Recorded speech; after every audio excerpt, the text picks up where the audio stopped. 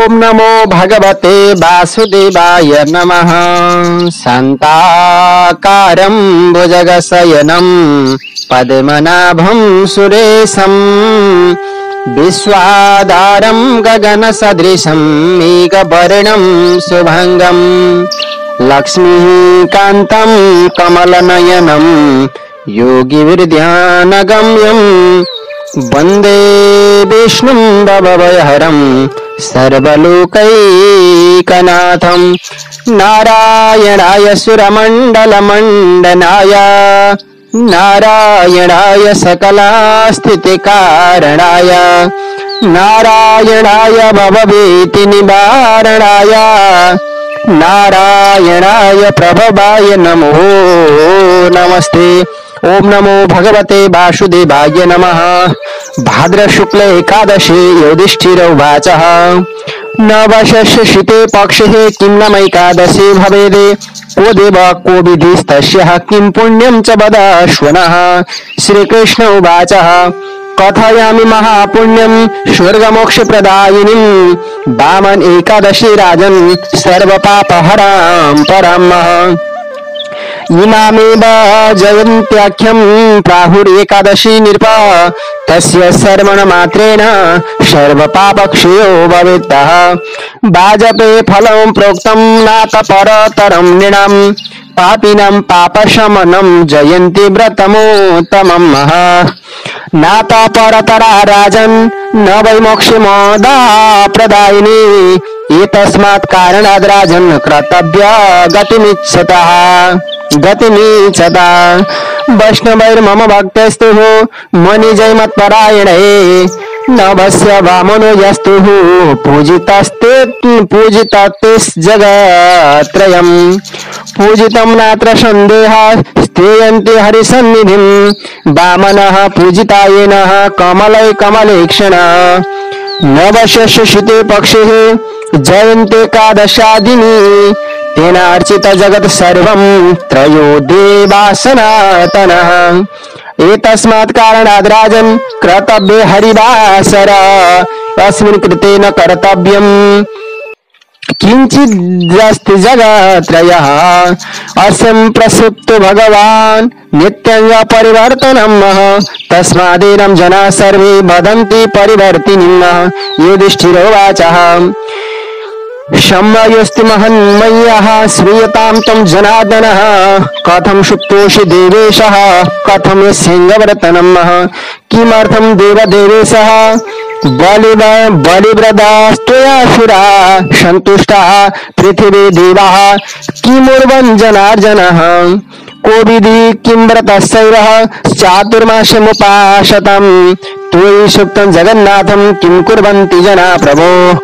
एतद्विस्तरतो ब्रूहि संशयं हर मे प्रभो।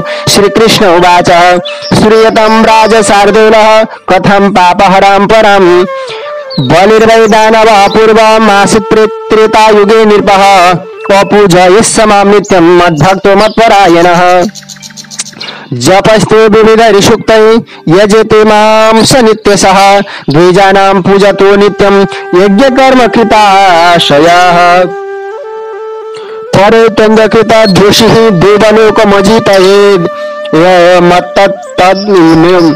मदत्तदिन्द्रलोकं वै जितं तेन महात्मना द्विलोक्यं च तदा सर्वे देवाः संहृन्ति मन्त्रैः सर्वे मिलित्वा गन्तव्यं देवं विज्ञापितुं ततश्च देवऋषिरे साकैन्द्र गदा प्रभो शिरसा यवनिं गत्वा स्तुत इन्द्रेण शुक्तिभिः गुरुणा निर्जरैः सार्ध बहुधा पूजितायहं ततो वामनरूपेण यवत्रिणस्य पञ्चमी अत्युग्ररूपेण तदाह सर्वब्रह्माण्डरूपिणः बालकेन जितो शोभैः सत्यमालम्बितस्तिवान्। युधिष्ठिरोवाच त्वया वामनरूपेण ससुरस्य जितः कथम् एतत् कथय देवेश मह्यमक्ताय विस्तरात्। श्रीकृष्ण उवाच मया बालेन सा न सबले प्रातिर्तो बटुरूपिणा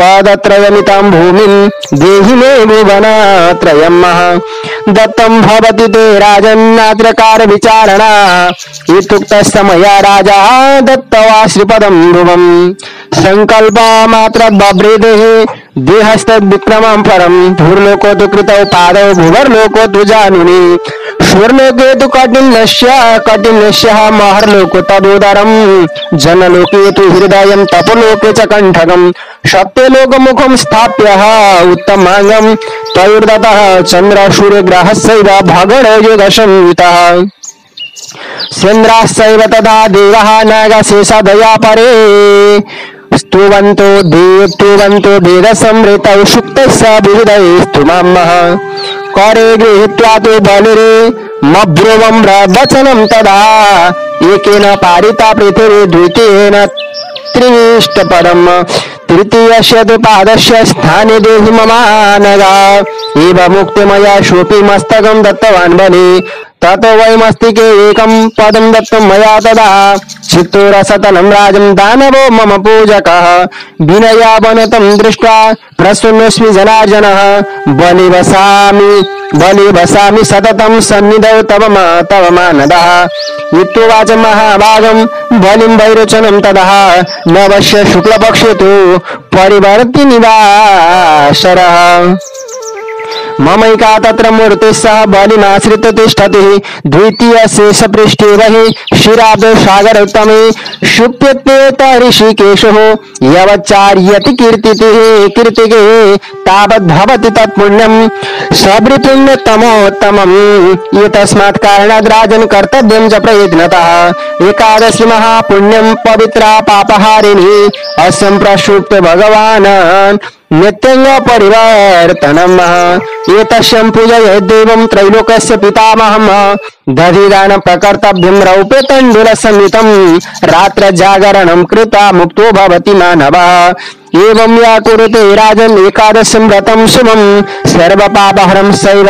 भुक्तिमुक्तिप्रदायकं सदैव लोकसम्प्राप्य भ्राजन्ते चन्द्रमा यथा तावत् स भ्राजते यत्र चन्द्रदिवाकरौ सूर्य श्रेणयश्चैव यो मृत्यः कथं पापहरं परम् अश्वमेधसहस्रं सदे फलम् आप्नोति मानवः अश्वमेधसहस्रस्य फलं प्राप्नोति मानवः। जय जय श्री भविष्योत्तर पुराणे कृष्ण अर्जुन संवादे भाद्र शुक्ल परिवर्तिनी नामैकादशी संपूर्णम् कृष्णाय वासुदेवाय हरये परमात्मने प्रणतः क्लेशनाशाय गोविंदाय नमो नमः। सभी को जय हो, सभी को मंगलमय हो, सभी को कल्याण हो, भगवान ने सभी को कल्याण प्रदान करुन। राधे राधे।